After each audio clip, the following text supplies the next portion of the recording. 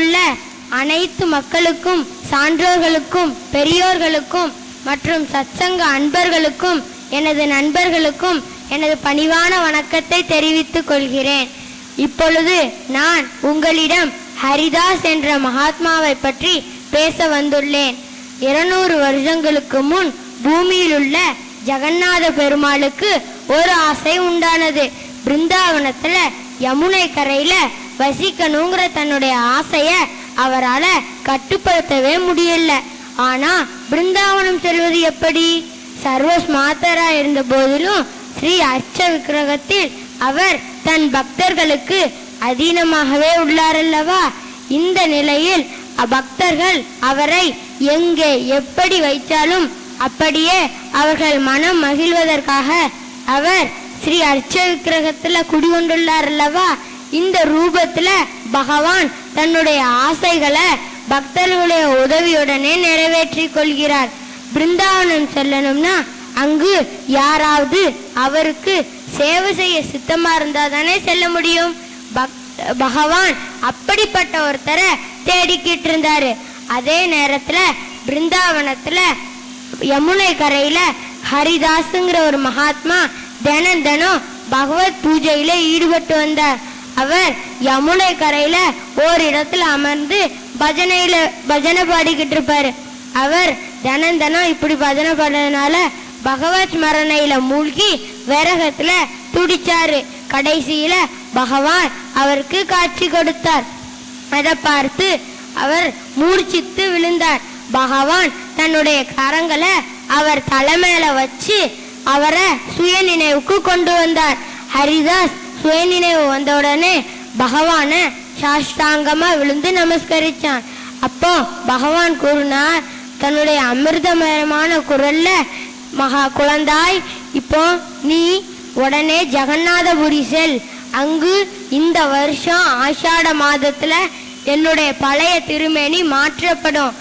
அப்போ நீ அங்க போய் என்னுடைய அந்த விக்கிரகத்தை வாங்கி இங்க வந்து பிரதிஷ்டை செய் அப்படின்னு கட்டளையிட்டு மறைஞ்சிட்டாரு.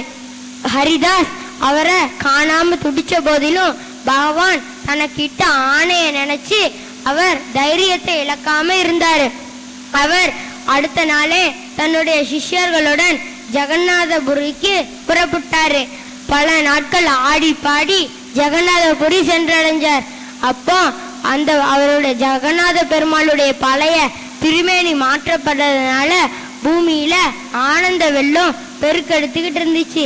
அப்போ அவர் ஜெகநாத பெருமாளுடைய கோவில் பூஜாரிகிட்ட போய் தன் அந்த பழைய விக்கிரகத்தை கேட்டாரு. அதுக்கு அந்த பூஜாரிகள் கூறுறாங்க, அந்த ஐயோ நாங்க அதை தர முடியாது, இதை தர்ற ஆணை மகாராஜாவுக்கிட்ட கேட்கணும், நீங்க மகாராஜாவுக்கிட்ட கேட்டு வாங்க, அவர் உத்தரவு கொடுத்தாருன்னா நாங்க உங்களுக்கு எடுத்து தாரோம் அப்படின்னு சொன்னாங்க. அவரும் மகாராஜா கிட்ட போனாரு. அவருடைய அமைதியான கோலத்தை கண்டு மகாராஜா அவருடைய காலில் சாஷ்டாங்கமா விழுந்து நமஸ்கரிச்சார். அவர் தன்னுடைய விருப்பத்தை வெளியிட்டார். அப்போ மகாராஜ் சொன்னா, மகாத்மாவே, உங்களுக்கு அந்த மாதிரி ஒரு ஆணை இருந்தாலும் எனக்கு அந்த மாதிரி ஒரு ஆணையும் இல்லை. அதனால நான் உங்களுக்கு அந்த பழைய மேனியை தர முடியாது. எல்லா வருடமும் அந்த பழைய திருமேனி சமுத்திரத்துல கரைச்சிரும். அதே மாதிரிதான் இந்த வருஷமும் நடக்கணும். அந்த சமுத்திரத்துல தான் நாங்க அவரை கரைப்போம், உங்களுக்கு அதை தரமாட்டோம், மன்னிச்சுக்கோங்க அப்படின்னு சொல்லிடுவானா மகாராஜ். உடனே ஹரிதாஸ் சொல்வாராம், அப்படியா, சரி, அப்போ அந்த பெருமாளுடைய விக்கிரகத்தை சமுத்திரத்துல விடுவீங்க. அதே நாள்ல அதே கணத்துல நானும் என்னுடைய சரீரத்தை அவருடைய சமுத்திரத்துல விட்டுடுறேன்ட்டு அன்னபானங்களை திறந்து சமுத்திர கரையில பகவத் தியானத்துல அமர்ந்துட்டாரு. நடு ராத்திரியில மன்னனுடைய கனவுல பகவான் தோன்றி இடி முழக்கம் மாறி இருக்கிற ஒரு குரல்ல, அந்த மகாராஜ் என்னுடைய உத்தரவுடைய பேர்ல தான் உன்கிட்ட வந்து அந்த பழைய திருமேனிய கேட்டார், நீ கொடுக்க மறுத்தாய், நீ அவர்கிட்ட போய் மன்னிப்பு கேள், அவர்கிட்ட அவருடைய விருப்பத்தை நிறைவேற்றதா சொல்லு, என்னுடைய பழைய திருமேனியை கொடுக்குறேன்னு சொல்லு. அதுக்கப்புறம் இந்த என்னுடைய ஒரு பழைய திருமேனி பிருந்தாவனத்திலயும் இருக்கும் அப்படின்னு சொல்லி மறைஞ்சிட்டாரு. மகாராஜ் நடுநடுங்கி போனான். அவன் உடனே அந்த ராத்திரி வேளையிலும் ஹரிதாஸ தேட காவலர்களை அனுப்புனான். காவலர்கள் அவர் சமுத்திரக்கரையில இருக்காருன்னு தெரிஞ்ச உடனே மகாராஜா எங்க ஓடி போய் அவரை நமஸ்கரிச்சான். என்னைய மன்னிச்சிருங்கன்னு சொன்னான். அவருடைய ஆசைகளை நிறைவேற்றுதன்னு சொன்னான். அதுக்கப்புறம் அந்த மகாபிஷேகம் நடைபெற்ற பிறகு அவன் ஒரு பெரிய ரதத்துல ஸ்ரீ ஜெகநாத்ஜி, பலராம்ஜி மற்றும் சுபத்ரா தேவியை அலங்கரிச்சு தனதானிய ஆபரணங்களோட அவர்களை பிருந்தாவனத்துக்கு அனுப்பி வச்சான்.